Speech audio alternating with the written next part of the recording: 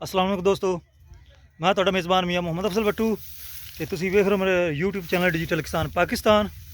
तो दोस्तों अज मैं अपने दोस्तों वास्ते लिया जनाब 80-60 हारवेस्टर सफारी न्यू हॉलैंड। इसकी परफॉर्मेंस दोनों चेक करवाने हैं। तो मुंजी है साढ़े कोल जनाब हाईब्रिड। तो अजकल माशाल्लाह हाईब्रिड का रेट चवया हुआ है, तो 1200 तो लैके 1300 तक विकते पे ने। तो उम्मीद है भी जनाब ये रेट मिलता रहा तो जमींदार जोड़े ना फायदे च रवणगे। जोड़े पहले जिन्हें कटाई करवाई है उन्होंने 1000-1100 लभ्या है, लेकिन जूँ ही ये सीजन का अख्ताम होने लग्या है तो उस तरह जनाब इनका रेट भी उपर चला गया है। तो आओ हम दोनों विखाई 80-60 स्पैरी मशीन इसकी परफॉर्मेंस किस तरीके काम करती है, तो नाल ही मजीद गल्लां बातां करने हैं। दोस्तों 80-60 जनाब तैयार थोड़े सामने। तो ये करूँगा कटाई, इसकी देखने परफॉर्मेंस।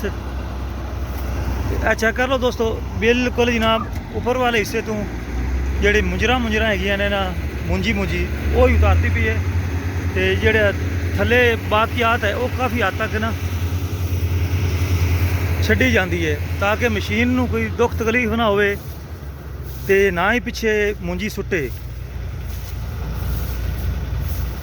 चेक कर लो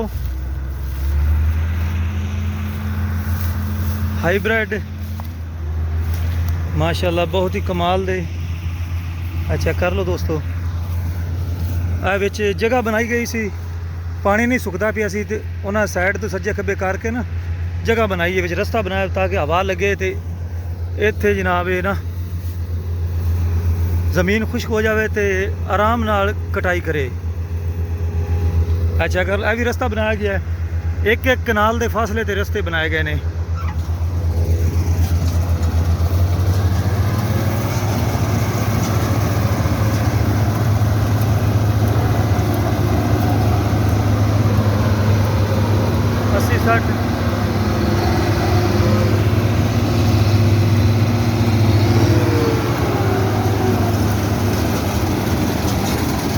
दोस्तों ज़मीन गिल्ली है, लेकिन फिर भी मशीन अपना जोर लगा दी गई है।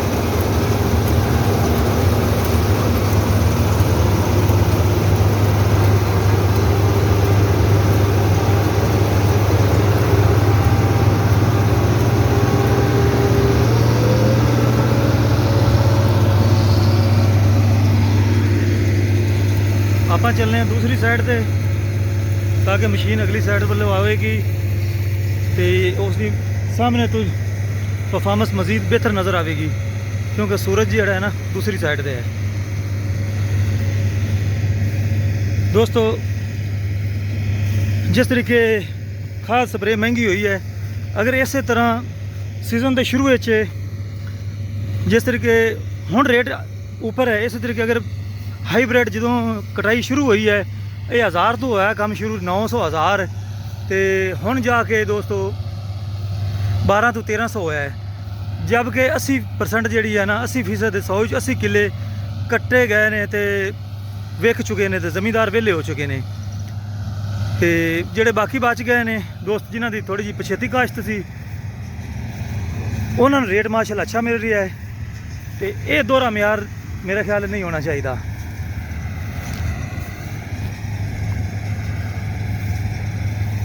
ये ज़्यादातर फ़ायदा उठा जाते हैं ताजर माफिया, जेड़े स्टाक करते हैं, स्टाकीए मुंजी स्टाक करते हैं, मक्की स्टाक करते हैं, गंदम स्टाक करते हैं, हर चीज़ स्टाक कर लेंगे ने। बस जमींदार को जदों भी फसल चली जाती है तो पहुँच जाती है इन्हां स्टाकियां को, उस वक्त इसका जोड़ा रेट है ना दोस्तों आसमान पर पहुँच जाता है।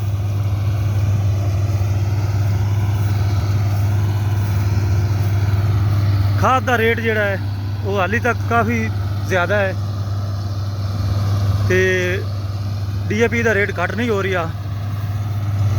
यदा असर जोड़ा है जमींदारों से लाजमी पवेगा। तो बाकी जी सबसिडी वाला मामला है वो तो हाली तक समझ ही नहीं आ रही भी किस तरीके मिलनी है, कार्ड कित्थे ले जाना है, ਕਿੰਜ ਮਿਲਣੀ ਹੈ ਜਿਹਦੇ 'ਚ 100 'ਚ ਕੋਈ 20% ਕਾਰਡ ਬਣੇ ਨੇ ਤੇ ਬਾਕੀ ਕਿਸੇ ਦਾ ਕਾਰਡ ਹੀ ਕੋਈ ਨਹੀਂ। ਜਿੰਦੇ ਕੋਲ ਪੁੱਛਣੇ ਉਹ ਕਹਿੰਦੇ ਨੇ ਭਾਈ ਮੈਂ ਕਾਰਡ ਕੋਈ ਨਹੀਂ ਬਣਵਾਇਆ।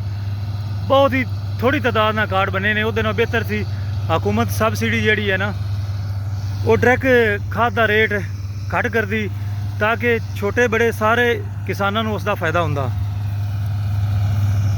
ਦੋਸਤੋ ਆਪਾਂ ਕਰ ਰਹੇ ਸੀ ਮਹਿੰਗਾਈ ਦੇ ਬਾਰੇ ਗੱਲ, ਖਾਦ ਦੇ ਬਾਰੇ, ਖਾਸ ਕਰ DAP ਦੇ ਬਾਰੇ। ਤਾਂ ਸਾਡੇ ਨਾਲ ਕਿਸਾਨ ਭਾਈ ਮੌਜੂਦ ਨੇ, ਉਹਨਾਂ ਨਾਲ ਗੱਲ ਕਰਨੇ। अस्सलाम वालेकुम जी। वालेकुम अस्सलाम। ਇਹ ਮੁੰਜੀ ਆਪਣੀ ਕਿੰਨੇ ਕਿੱਲੇ ਹੈ?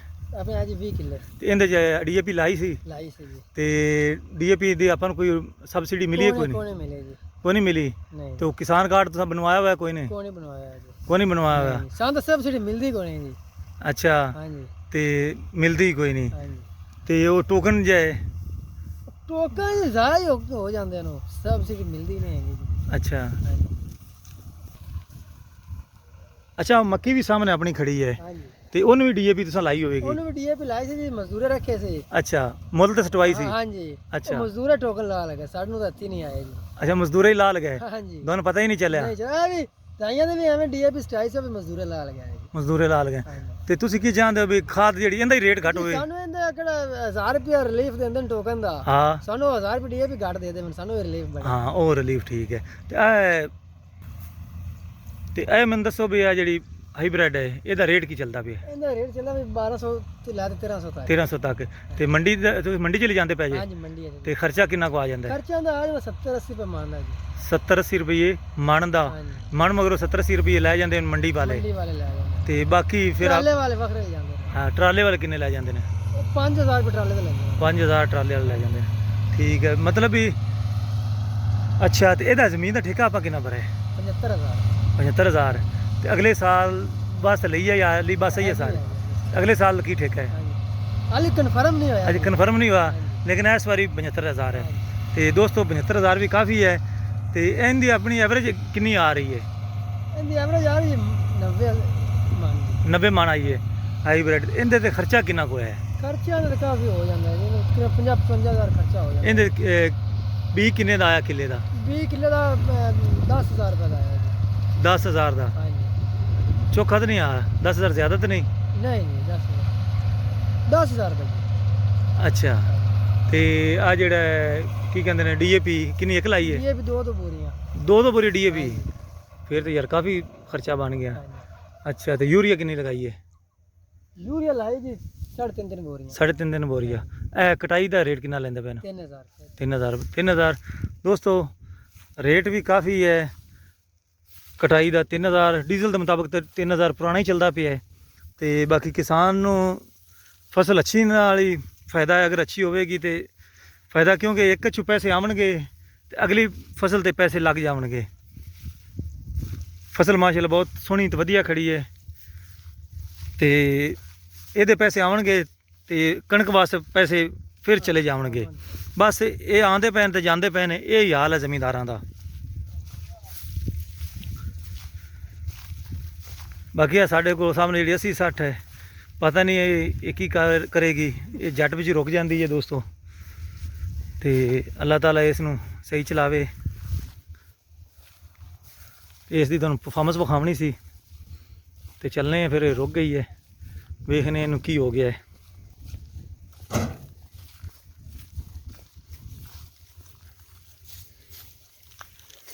ਅੱਛਾ, ਮੈਨੂੰ ਦੱਸੋ ਵੀ ਸਪਰੇਅ ਆਪਾਂ ਇਹਨੂੰ ਕਿੰਨੇ ਕੀਤੇ ਸਨ? ਸਪਰੇ ਦੋ ਕੀਤੇ ਨੇ। 2 ਕੀਤੇ ਹੈ। ਇਹ ਚਿਤਰੀ ਵਾਲਾ ਵੀ ਕੀਤਾ ਸੀ ਚਿਤਰੀ ਵਾਲਾ ਵੀ ਕੀਤਾ ਜੀ। ਤੇ ਉਸ ਤੋਂ ਪਹਿਲੇ ਸੁੰਡੀ ਵਾਲਾ ਕੀਤਾ ਹੈ? ਹਾਂਜੀ। ਅੱਛਾ, ਮਾਸ਼ਾਅੱਲਾ ਬਹੁਤ ਹੀ ਸੋਹਣੇ ਨੇ ਦੋਸਤੋ। ਅਗਰ ਇਹ ਖੈਰੀ ਸਲਾਮ ਦੀ ਇਸ ਦੀ ਕਟਾਈ ਹੁੰਦੀ ਹੈ ਨਾ ਤੇ 90-95 ਮਣ ਪੱਕੇ ਨੇ ਮਾਸ਼ਾਅੱਲਾ। 100 ਨੂੰ ਕ੍ਰਾਸ ਕਰ ਸਕਦੇ ਨੇ ਜਿਸ ਤਰੀਕੇ ਸੋਹਣੇ ਖੜੇ ਨੇ।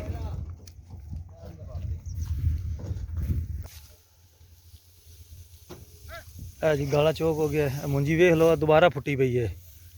ਡਿੱਗਣ ਨਾਲ ਇਹ ਜਿਹੜਾ ਨੁਕਸਾਨ ਹੈ ਨਾ, ਕੁਦਰਤੀ ਅਮਲ ਹੈ। ਇਹਦੇ 'ਚ ਜ਼ਮੀਂਦਾਰ ਨੂੰ ਕਾਫੀ ਨੁਕਸਾਨ ਹੋ ਜਾਂਦਾ ਹੈ। ਇਹ ਹੁੰਦਾ ਬਾਰਿਸ਼ਾਂ ਵਿੱਚ ਤੇ ਜਿਹਦੀ ਵਜ੍ਹਾ ਨਾਲ ਕਾਦੇ ਦਾ ਜ਼ਿਆਦਾ ਹੁੰਦਾ ਹੈ। ਹਾਲਾਂਕਿ ਹਾਈਬ੍ਰਿਡ ਡਿੱਗਦੇ ਨਹੀਂ ਹੈਗੇ। ਬਾਕੀ ਇਹ ਚੌਕੀ ਹੋਈ ਅੱਛੀ ਫਸਲ ਹੈਗੀ ਸੀ, ਬਾਰਿਸ਼ ਆਈ ਹੈ ਜਿਹਦੀ ਵਜ੍ਹਾ ਨਾਲ ਇਹ ਡਿੱਗੀ ਹੈ ਤੇ ਦੁਬਾਰਾ ਫੁੱਟ ਪਏ ਨੇ। ਤੇ ਇਹ ਇਜ਼ਾਫੀ ਨੁਕਸਾਨ ਉਠਾਉਣਾ ਪੈਂਦਾ ਹੈ ਕਿਸਾਨ ਭਾਈਆਂ ਨੂੰ। ਤਾਂ ਬਾਕੀ ਸਾਹਮਣੇ ਤੁਹਾਡੇ ਖੜੇ ਨੇ ਬਿਲਕੁਲ ਆਪਣੀ ਠੀਕ ਹਾਲਤ ਵਿੱਚ। ਅਗਰ ਮੌਸਮ ਠੀਕ ਰਹਿੰਦਾ ਤਾਂ ਫਿਰ ਜਲਦੀ 2-4 ਦਿਨਾਂ ਤੱਕ ਇਹ ਸੀਜ਼ਨ ਖਤਮ ਹੋ ਜਾਵੇਗਾ। ਦੋਸਤੋ ਇਹ ਮਸ਼ੀਨ ਨੂੰ ਆ ਗਿਆ ਥੋੜਾ ਜਿਹਾ ਫਾਲਟ, ਤੇ ਉਸਤਾਦ ਗਏ ਨੇ ਸ਼ਹਿਰ ਤੇ ਉੱਥੋਂ ਲਿਆਵਣਗੇ ਜਨਾਬ ਪੁਰਜ਼ੇ। ਤੇ ਇਹਦੇ ਵਿੱਚ ਕਿਸਾਨ ਦੀ ਵੀ ਪਰੇਸ਼ਾਨੀ ਹੈ ਕਿਉਂਕਿ ਟਰੈਕਟਰ ਜਿਹੜਾ ਨਾ ਕਿਰਾਏ ਤੇ ਹੈ, ਟਰਾਲਾ ਟਰੈਕਟਰ, ਤੇ ਆਪਣੇ ਵੀ 2-3 ਬੰਦੇ ਤੇ ਆਪ ਵੀ। ਇਸ ਤਰ੍ਹਾਂ ਦੀ ਜਿਹੜੀਆਂ ਨਾ ਕਿਸਾਨਾਂ ਨੂੰ ਪਰੇਸ਼ਾਨੀਆਂ ਮਾਰ ਜਾਂਦੀਆਂ ਨੇ ਦੋਸਤੋ। ਤੇ ਇਹਦਾ ਕੋਈ ਵੀ ਖਾਸ ਕਰਕੇ ਹੁਕੂਮਤ ਮੁਦਾਵਾ ਨਹੀਂ ਕਰਦੀ, ਉਹ ਆਪਣੀ ਮਰਜ਼ੀ ਨਾਲ ਖਾਦ ਤੇਲ ਹਰ ਚੀਜ਼ ਵਧਾ ਦਿੰਦੀ ਹੈ। ਤੇ ਜਦੋਂ ਜ਼ਮੀਂਦਾਰ ਦੀ ਵਾਰੀ ਆਉਂਦੀ ਹੈ, ਜਿੰਨਾ ਵੀ ਕੋਈ ਫਾਲਟ ਆਉਂਦਾ ਜਾਂ ਨੁਕਸਾਨ ਹੁੰਦਾ ਹੈ, ਉਹ ਜ਼ਮੀਂਦਾਰ ਦੇ ਖਾਤੇ ਹੀ ਪੈਂਦਾ ਹੈ। ਤਾਂ ਹੁਣ ਮੈਂ ਤੁਹਾਡੇ ਸਾਰੇ ਦੋਸਤਾਂ ਦੀ ਇਜਾਜ਼ਤ ਚਾਹਨਾ। ਤੁਹਾਡਾ ਭਰਾ ਮੀਆਂ ਮੁਹੰਮਦ ਅਫਜ਼ਲ ਬੱਟੂ। ਅੱਲਾ ਹਾਫਿਜ਼। ਪਾਕਿਸਤਾਨ ਜ਼ਿੰਦਾਬਾਦ।